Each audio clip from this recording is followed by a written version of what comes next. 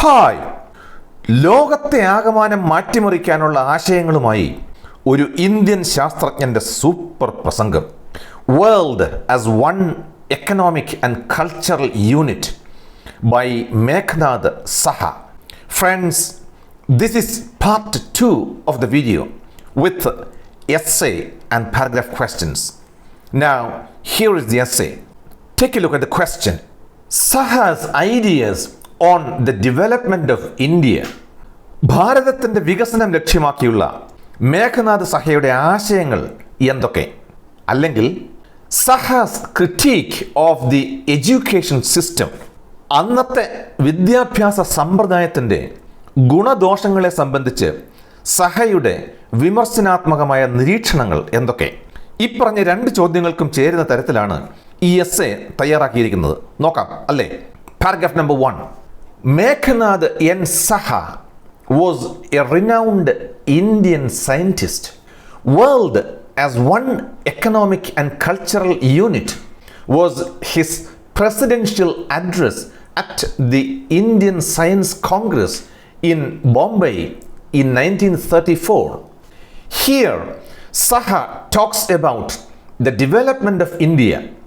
He also expresses his concerns relating to the education system of those days. ഈ paragraph നമ്മുടെ ഇൻട്രോയിൽ വിശദീകരിച്ചിട്ടുള്ളത് കൊണ്ട് അത് വീണ്ടും മലയാളത്തിൽ ഇവിടെ ആവർത്തിക്കുന്നില്ല. Now take a look at paragraph number 2. Saha says that the world is fast becoming one economic unit. Meghanath സഹ പറയുന്നത് ഈ ലോകം അതിവേഗം ഒരൊറ്റ സാമ്പത്തിക യൂണിറ്റായി മാറിക്കൊണ്ടിരിക്കുകയാണെന്നാണ്. For example, a crash in Wall Street leads to a strike in Bombay mills.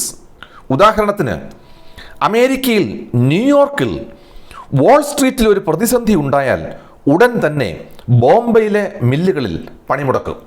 Unemployment in Lancashire leads to fall in the price of jute in Bengal.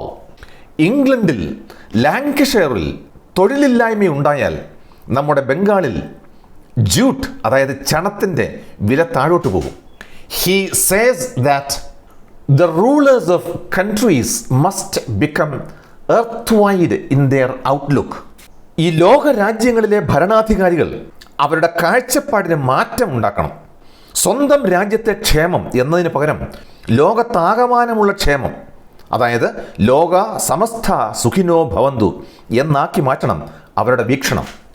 But this is prevented by the present faulty system of education. എന്നാൽ ഇതിന് തടസ്സം നിൽക്കുന്നത് ഇന്ന് നിലനിൽക്കുന്ന തെറ്റായ വിദ്യാഭ്യാസ സമ്പ്രദായമാണ്. It brings only a small percentage of the population under the humanizing influence of science. ശാസ്ത്രത്തിൻ്റെ സ്വാധീനം, അതായത് മനുഷ്യരെ കൂടുതൽ മാനുഷിക മൂല്യമുള്ളവരാക്കി മാറ്റാനുള്ള ശാസ്ത്രത്തിൻ്റെ സ്വാധീനം, ഈ ഒരു ഗുണം വളരെ ചെറിയ ശതമാനം ആളുകളിൽ മാത്രമേ ഇന്നത്തെ വിദ്യാഭ്യാസ സമ്പ്രദായം എത്തിക്കുന്നുള്ളൂ. അതാണ് പ്രശ്നം. Well, this is paragraph number 2. Now take a look at paragraph number 3. The result of the present system of education is disastrous. ഇന്നത്തെ വിദ്യാഭ്യാസ സമ്പ്രദായത്തിൻ്റെ ഫലം ശരിക്കും ഒരു ദുരന്തമാണ്. The people who are called upon to guide the nations are mostly men with a rigid outlook. ഇന്നത്തെ ലോകരാഷ്ട്രങ്ങളുടെ തലപ്പത്തിരുന്ന് നയിക്കുന്ന ആളുകൾ അവരുടെ കാഴ്ചപ്പാട് വളരെ ഇടുങ്ങിയതും യാതൊരു മയമില്ലാത്തതുമാണ്. They are unfit to fathom the depths of present day troubles. ഇന്ന് ലോകത്തുണ്ടായിക്കൊണ്ടിരിക്കുന്ന കുഴപ്പങ്ങളുടെ ആഴമളക്കാൻ അവർക്ക് കഴിയുന്നില്ല. അവരതിന് യോഗ്യരുമല്ല. They are unable to analyze the intricacies of political and economic issues. അതുപോലെ തന്നെ ഈ ലോകത്തിലെ രാഷ്ട്രീയ സാമ്പത്തിക മേഖലകളിലെ പ്രശ്നങ്ങളുടെ സങ്കീർണതകൾ വിശകലനം ചെയ്യാനും അവർക്കാവുന്നില്ല. They are also unable to hold out any program of reconstruction. ഈ ലോക വ്യവസ്ഥിതിയുടെ പുനഃസൃഷ്ടിക്കായുള്ള എന്തെങ്കിലും ഒരു പുതിയ പദ്ധതി ആവിഷ്കരിച്ച് അവതരിപ്പിക്കാനും അവർക്ക് കഴിവില്ല. Well, this is paragraph number 3. Now here is the last paragraph of the essay. The rivalry among nations should give way to cooperative construction.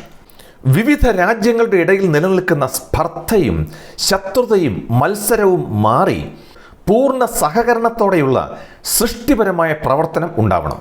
For this, a new educational scheme should be devised by a world's congress of foremost thinkers like Einstein, Russell and others. ഇതിനായി ഒരു പുതിയ വിദ്യാഭ്യാസ പദ്ധതി വിഭാവനം ചെയ്യണം. Albert Einstein, Bertrand Russell തുടങ്ങിയ പ്രസിദ്ധ ചിന്തകന്മാർ അടങ്ങുന്ന ഒരു വേൾഡ് കോൺഗ്രസിൻ്റെ ആഭിമുഖ്യത്തിൽ വേണം പുതിയ പദ്ധതി ആവിഷ്കരിക്കാനും നടപ്പാക്കാനും. Its purpose should be to weed out medieval passions from the minds of the coming generation.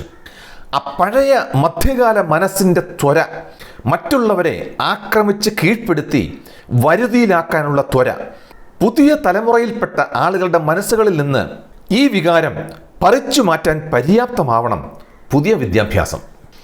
It should also train them to a proper grasp and sufficient appreciation of the beauty and powers of science. ഇനി വരുന്ന പുതിയ ആളുകൾക്ക് മതിയായ പരിശീലനവും കൊടുക്കണം.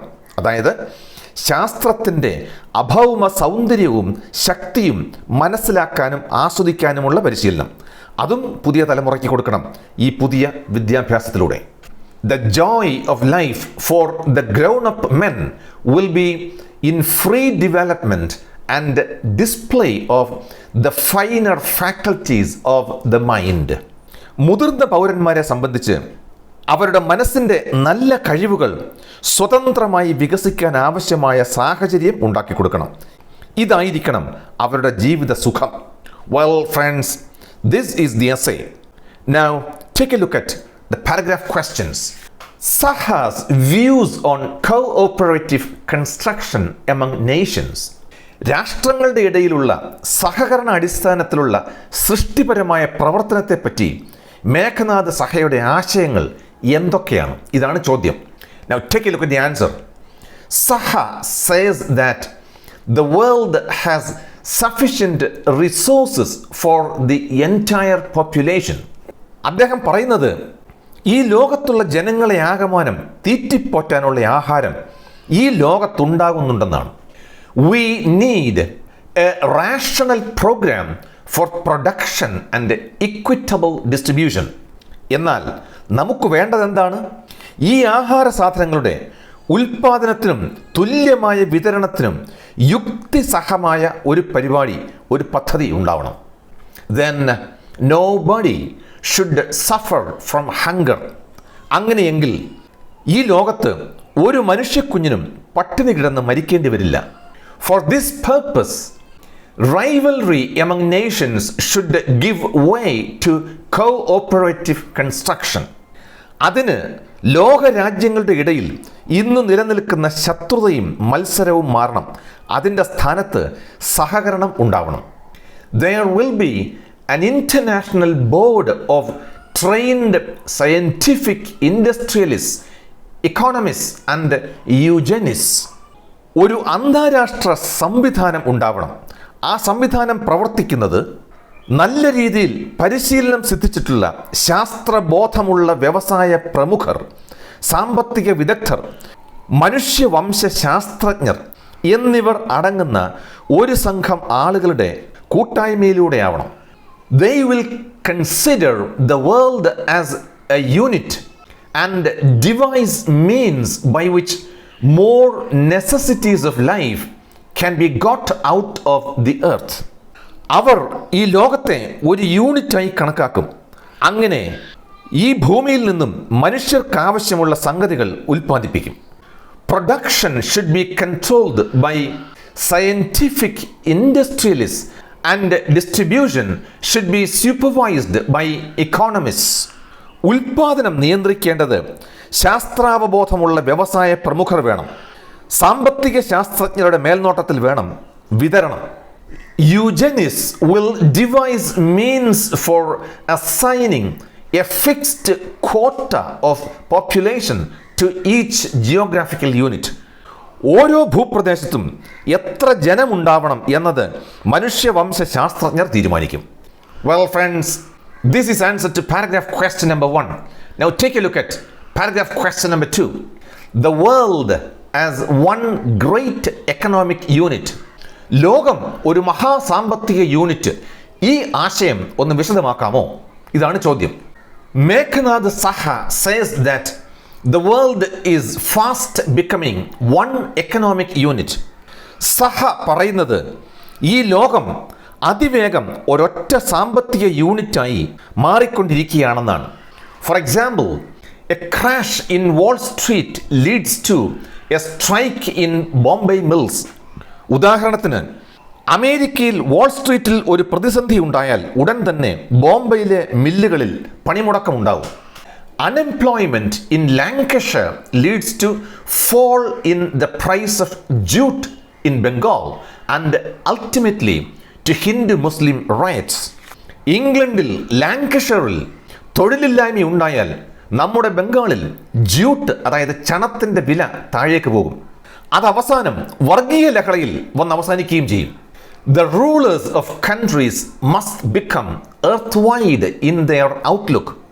ഈ ലോക രാജ്യങ്ങളിലെ ഭരണാധികാരികൾ അവരുടെ കാഴ്ചപ്പാടിന് മാറ്റം ഉണ്ടാക്കണം. അതായത് സ്വന്തം രാജ്യത്തെ ക്ഷേമം എന്നതിന് പകരം ലോകത്താകമാനമുള്ള ക്ഷേമം എന്നാക്കി മാറ്റണം അവരുടെ വീക്ഷണം.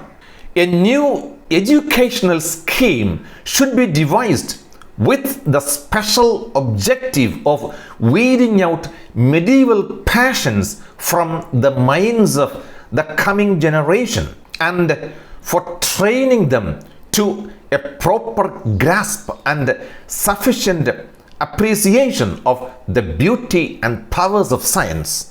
ഒരു പുതിയ വിദ്യാഭ്യാസ പദ്ധതി ആവിഷ്കരിക്കണം. അതിൻ്റെ ലക്ഷ്യം മധ്യകാലത്തുണ്ടായിരുന്ന അധമ വികാരങ്ങൾ ഇനി വരുന്ന തലമുറയുടെ മനസ്സിൽ നിന്ന് പറിച്ചു കളയണം.